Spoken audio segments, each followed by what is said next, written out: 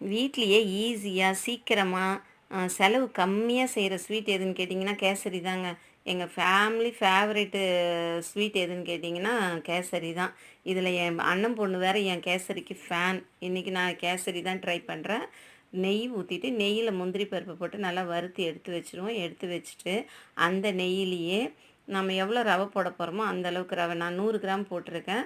100 gram ரவையும் போட்டு நல்லா roast பண்ணிவிடுவோம். நல்லா ரோஸ்ட் பண்ணிவிட்டு எடுத்து வச்சுட்டு 100 கிராம் ரவைக்கு 1 டம்ளர் தண்ணி ஊற்றுறேன். ஊற்றிட்டு அதுக்கு தேவையான அளவுக்கு 1 ஏலக்காய் இல்லை 2 ஏலக்காய் போட்டுக்கலாம். போட்டு தண்ணி கொதிக்கிற வரையும் வெயிட் பண்ணிவிட்டு அதுக்கு ஃபுட் கலர் கொஞ்சம் போட்டுடுவோம். போட்டுட்டு தண்ணி கொதித்த பிறகு ரவையை போட்டு நம்ம வறுத்து எடுத்து வச்சுருக்கோம் இல்லையா, அந்த ரவையை போட்டு நல்லா ஒரு கிண்டி கிண்டி ஒரு 2 நிமிஷம் மூடி வச்சிடலாம்.